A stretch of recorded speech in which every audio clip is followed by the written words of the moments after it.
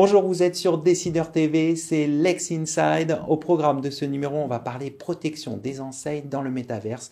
On parlera également paiement sans contact. Bruxelles accuse Apple de freiner la concurrence. Et enfin, stratégie numérique de l'Europe. Pour débuter cette émission, j'ai le plaisir de recevoir Laurent Novak, associé chez Placero IP. Laurent Bonjour. Novak, bonjour. Bonjour. Alors, on va parler de la protection des enseignes dans le métaverse. Quid de cette protection? Comment les marques doivent-elles agir dans le métaverse? Quel est l'état du droit positif? Alors c'est vrai qu'actuellement on navigue un peu à vue. Alors ce sont de nouveaux univers et donc on sent en effet que depuis quelques mois les marques s'y intéressent énormément. Alors si je peux me permettre, on parle du métavers, mais en fait on devrait parler des métavers puisqu'il n'y en a pas qu'un seul. Donc ce qu'on appelle les métavers, ce sont ces univers immersifs en réalité augmentée, en réalité virtuelle, en 3 dimensions, qui permettent donc ces nouvelles expériences avec les consommateurs. Et c'est la raison pour laquelle les marques s'y intéressent. Alors, quel est l'état du droit positif en la matière? Alors, actuellement, on a à notre disposition comme outil donc les outils traditionnels, le code de la propriété intellectuelle, la LCEN, la loi pour la confiance dans l'économie numérique. Ça, c'est pour ce qui relève de la France. On a assez peu de jurisprudence en fait, c'est-à-dire que justement un des points importants, c'est de savoir si les marques dont les entreprises disposent actuellement sont suffisantes justement pour ces nouvelles activités dans les métavers. Donc, on attend des décisions en la matière. Tout à fait. Alors, concrètement, comment ça se passe pour un professionnel qui veut protéger sa marque dans le métaverse? Alors, moi, je pense que, si j'ai vraiment deux messages à faire passer aux entreprises qui nous écoutent, c'est premièrement de justement s'assurer que la protection dont ces sociétés disposent est suffisante pour commercialiser leurs produits et leurs services dans les métavers.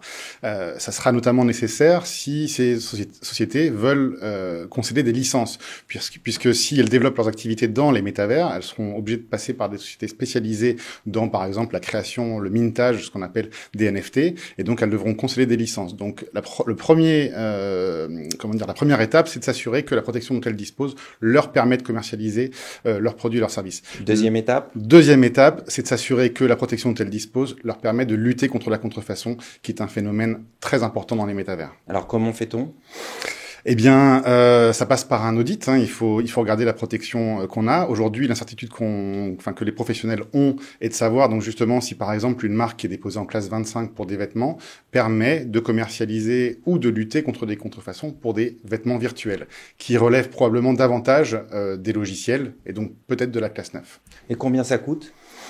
Alors, déposer une marque, réaliser un audit, ça dépendra du temps qu'il sera nécessaire pour justement évaluer, la sphère de protection des portefeuilles de ces entreprises.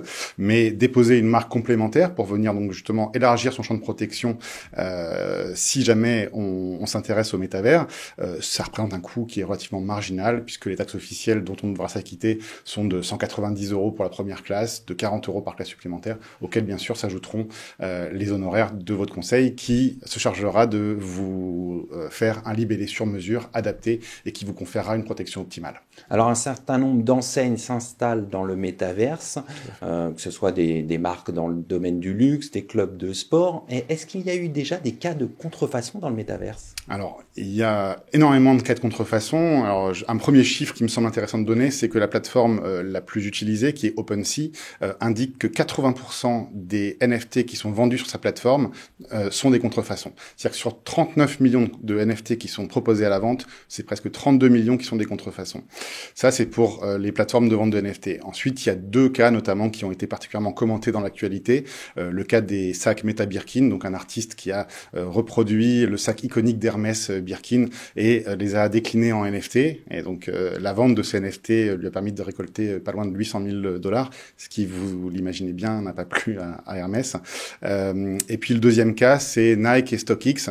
Donc, StockX, c'est une plateforme de vente de NFT, qui sont adossés à des véritables chaussures que StockX indique détenir. Et donc, en achetant le NFT correspondant à cette paire de chaussures, on est en mesure de l'échanger, de le vendre ou de le troquer contre la paire de chaussures détenue par StockX. Les deux cas sont toujours en cours. À suivre donc. À suivre. Pour terminer, quelles sont les bonnes pratiques en la matière ? Les bonnes pratiques en la matière, je voulais les indiquer. La première, c'est de s'assurer donc que son champ de protection est suffisant si on entend se développer dans les métavers. Donc ça passe par un audit de son portefeuille et ensuite s'assurer que la sphère de protection dont on dispose me permet de lutter efficacement contre la contrefaçon dans les métavers. On va conclure là-dessus. Merci Laurent Navac d'être passé sur le plateau de Lex Inside. Merci beaucoup.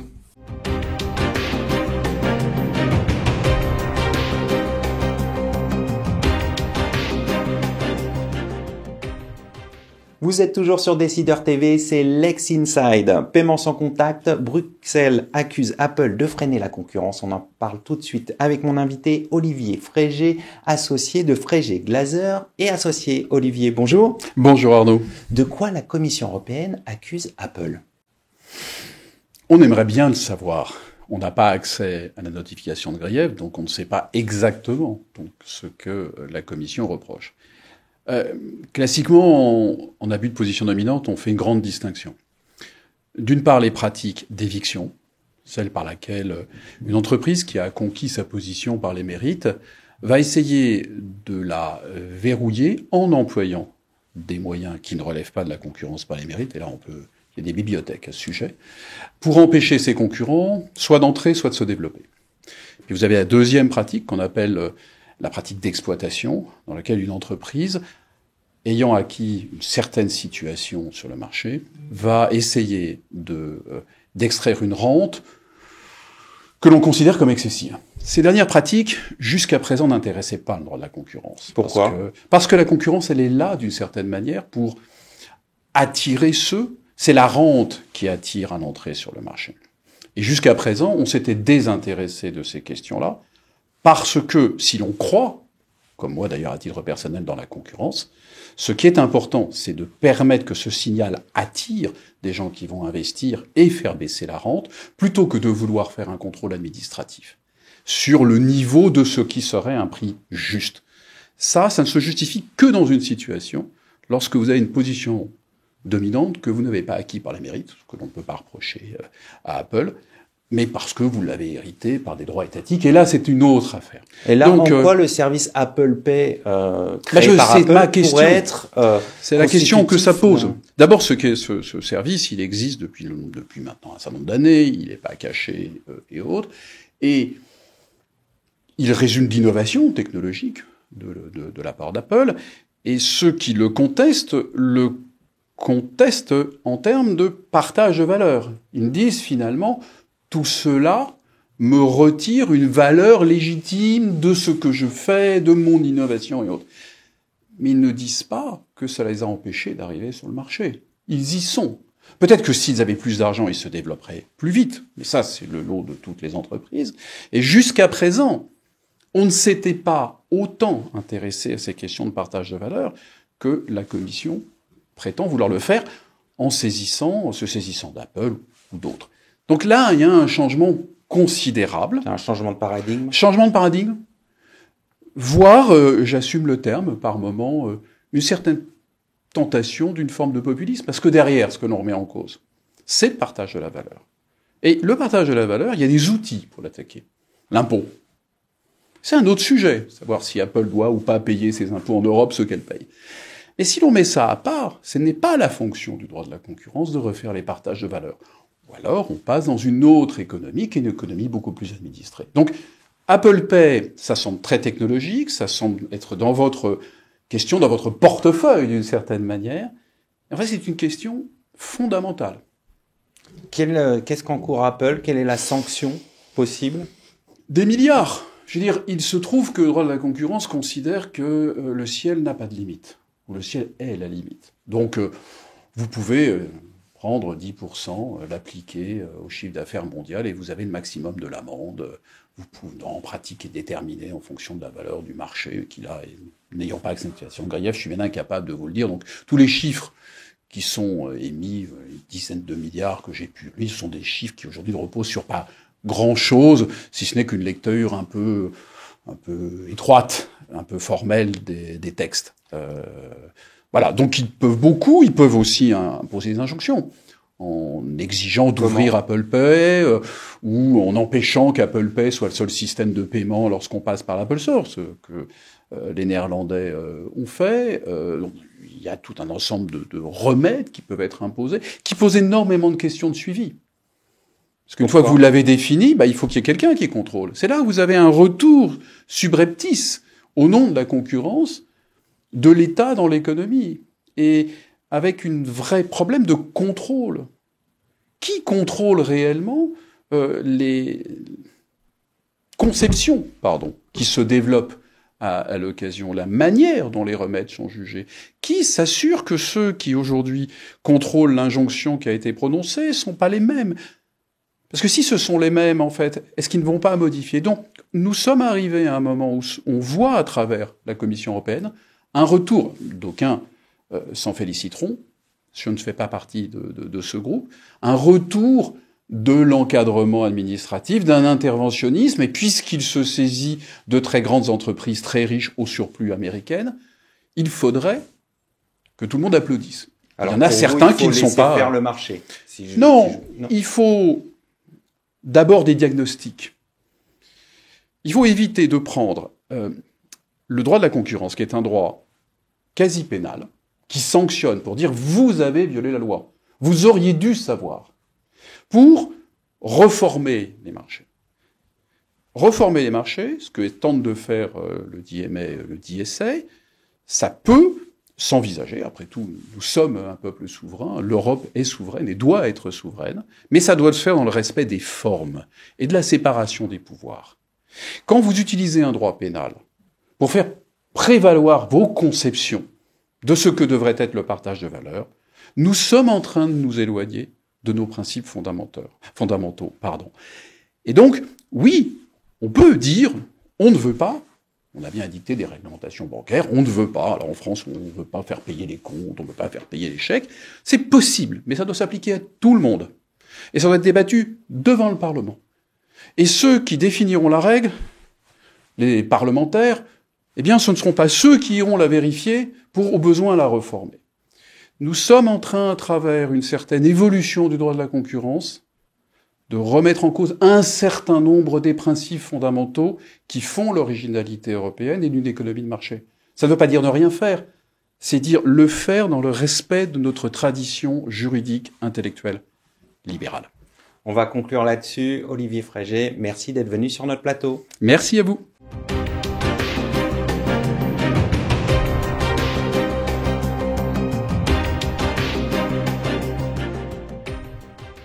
Vous êtes toujours sur Décideur TV dans Lex Inside. On va parler stratégie numérique de l'Europe avec mon invité Benoît Barret, associé du CESLO et en charge du nouveau département du cabinet, le CES Digital. Benoît Barret, bonjour. Bonjour Arnaud.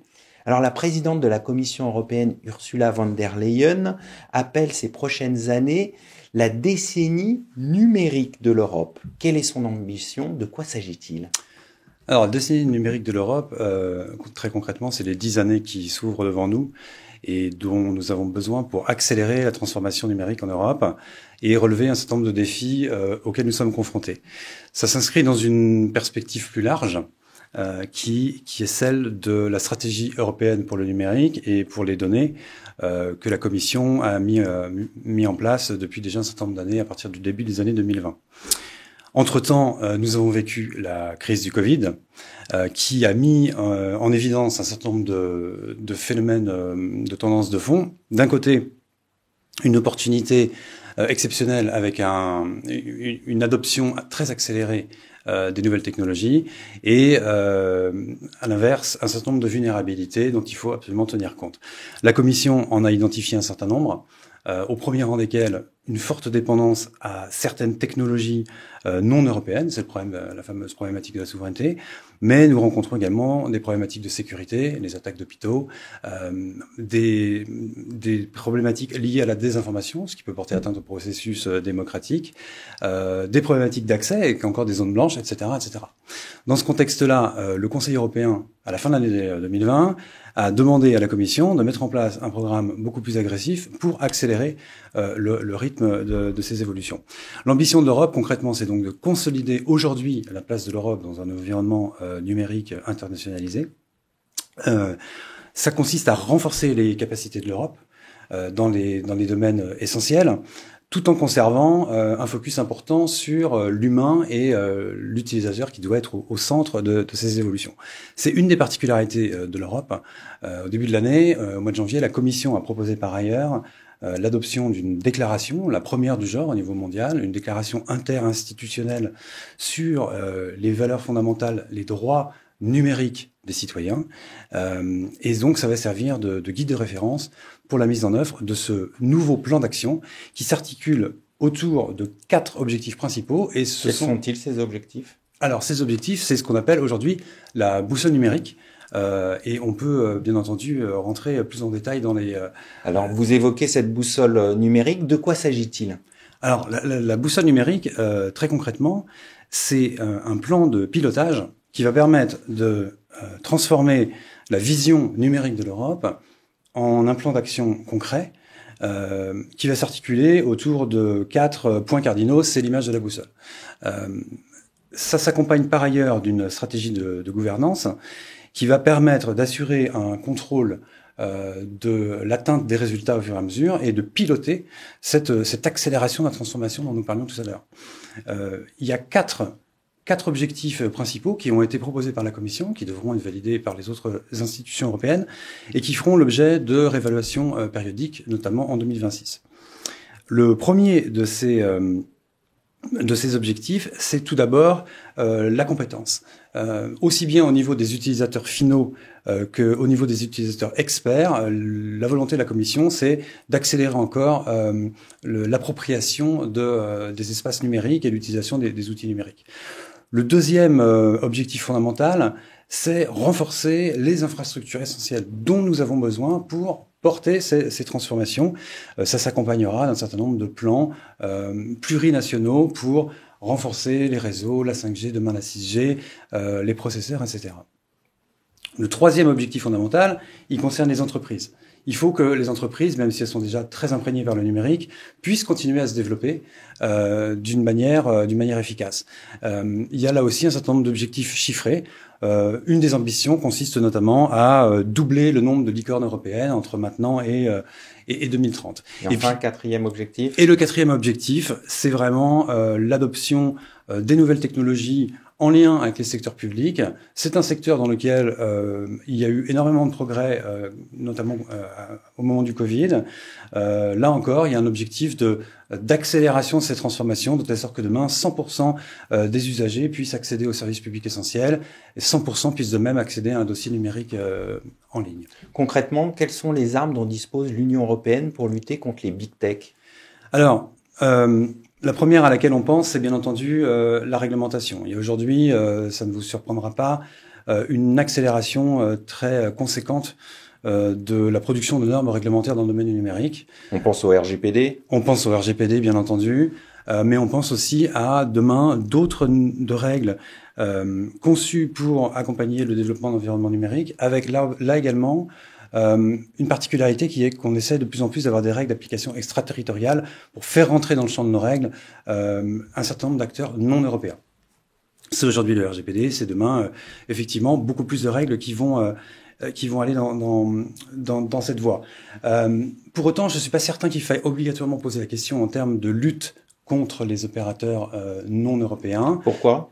Parce qu'il me semble que cette démarche pourrait être assez contre-productive dans le sens où ça peut être aussi un moyen de freiner l'innovation, de dépositionner certains de nos acteurs européens qui, par hypothèse, seraient soumis à des règles qui ne seraient plus difficiles à mettre en œuvre à l'égard d'opérateurs étrangers.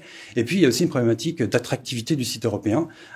Une hyper-réglementation, régulation, ne peut pas nécessairement présenter les mêmes avantages que les systèmes en vigueur dans d'autres pays. C'est pour ça, à mon sens, que la démarche de la boussole numérique est extrêmement intéressante. On n'est pas uniquement dans une démarche d'opposition de réglementation pour contrôler l'action de nos partenaires, on est dans une démarche positive. Moi, ce qui me semble essentiel, c'est pas tant le fait qu'il y ait des champions à l'étranger, il est beaucoup plus important, me semble-t-il, ou au moins aussi important que nous soyons en capacité de développer nos propres champions pour demain concurrencer les leaders du marché. Dans cette perspective, il y a le projet de cloud européen Gaia-X. C'est une bonne chose pour vous ? Alors, le projet Gaia X, c'est une bonne illustration de ce dont on vient de parler. On est dans une problématique qui est fondamentale, dans le sens où le cloud, c'est l'élément qui va permettre demain de porter les infrastructures dont ont besoin les entreprises pour se développer de manière externalisée. Et puis, c'est aussi le point central de stockage de la donnée qui est au cœur de la stratégie de développement de l'Europe. Pour autant, il y a là aussi deux conceptions qui s'opposent d'une certaine manière. D'un côté, il y a cette volonté de se recentrer sur des technologies européennes, parce qu'on a des problématiques de protection des données, d'indépendance à l'égard des systèmes juridiques étrangers. C'est toute la problématique du transfert des données dont on a souvent parlé dans votre émission. Et puis, à l'inverse, il y a la nécessité de pouvoir concurrencer des partenaires dans un monde très mondialisé. Aujourd'hui, il y a cette dichotomie. Le projet Gaia X est un projet européen qui consiste à essayer de porter cette vision d'un cloud souverain européen avec des technologies européennes. Mais pour autant, il y a aussi potentiellement des problématiques de gouvernance qui font qu'on oscille en permanence entre cette volonté d'avoir un cloud européen et la volonté de développer le cloud en Europe, y compris potentiellement avec des technologies non européennes parce qu'elles sont nécessaires pour assurer le développement de nos partenaires. On va conclure là-dessus. Merci d'être passé sur le plateau de Lex Inside. Merci Arnaud. Merci à toutes et à tous pour votre fidélité et je vous retrouve très bientôt pour un nouveau numéro de Lex Inside sur Décideur TV.